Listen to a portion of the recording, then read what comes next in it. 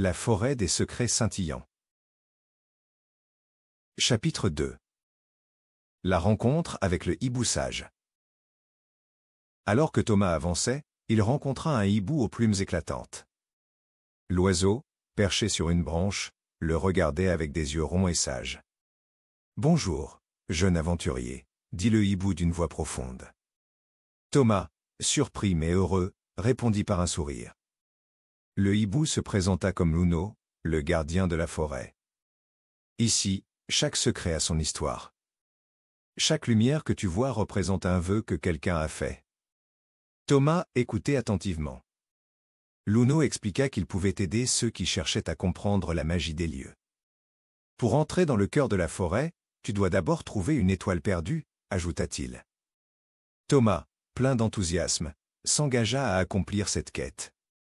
Il remercia Luno et poursuivit son chemin, déterminé à découvrir le secret de l'étoile. Chapitre 3. La quête de l'étoile. Thomas marchait au milieu des arbres, ses yeux pétillants d'excitation. Les lumières scintillantes l'entouraient, dansant comme des feux follets. Il se rendit compte que ces lumières l'aidaient à avancer, illuminant son chemin.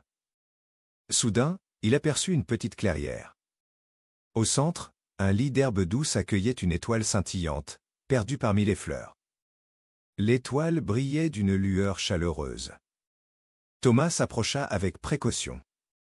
Il tendit la main pour la toucher et, à ce moment-là, un doux parfum de vanille envahit l'air. L'étoile murmura doucement, « Merci de m'avoir trouvé. Je peux t'aider à réaliser ton vœu. » Thomas, émerveillé, pensa à son souhait tout en la tenant délicatement. Quelle magie allait se dévoiler grâce à cette étoile si spéciale. Chapitre 4. Le vœu magique. En tenant l'étoile perdue, Thomas se souvint de son vœu, voir la forêt briller de mille feux. L'étoile scintilla plus fort, émettant des éclats de lumière. Dans un tourbillon d'éclats dorés, toute la forêt se transforma. Les arbres, les fleurs et les feuilles se mirent à scintiller comme des diamants. Thomas, émerveillé, ne savait plus où donner de la tête. La magie se répandait autour de lui, remplissant son cœur de joie. Les lumières dansaient sur le rythme d'une mélodie légère, comme si la forêt chantait pour lui. Il se sentait enveloppé par une chaleur bienfaisante. C'était une fête pour les yeux et les oreilles. Alors que la magie de son vœu se réalisait, Thomas comprit que la véritable beauté de la forêt résidait dans son esprit d'aventure. L'étoile souriait, remplie de lumière et d'amour. Chapitre 5. Le retour au village. Après un moment, la forêt scintillante commença à s'apaiser. L'étoile, reconnaissante, murmura à Thomas, « Tu as découvert la magie en toi. Emporte cette lumière dans ton cœur. » Grâce à son vœu, Thomas avait également appris à voir la magie dans les petites choses.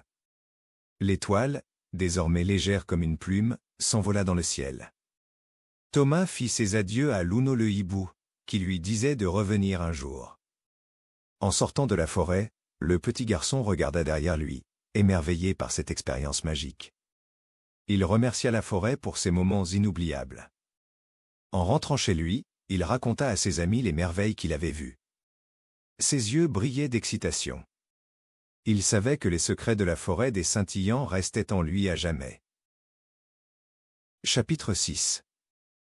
Le message de la magie. De retour au village, Thomas ne pouvait s'arrêter de sourire. Chaque jour, il partageait son histoire avec les enfants.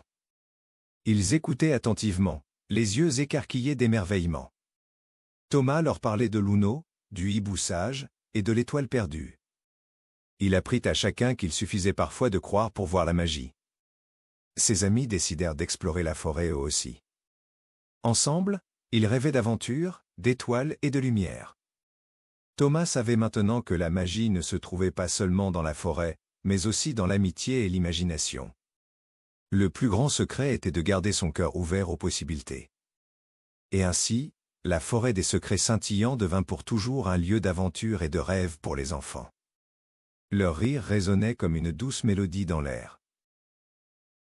Ainsi s'achève cette histoire. Si tu l'as aimé, tu aimeras peut-être mes autres histoires?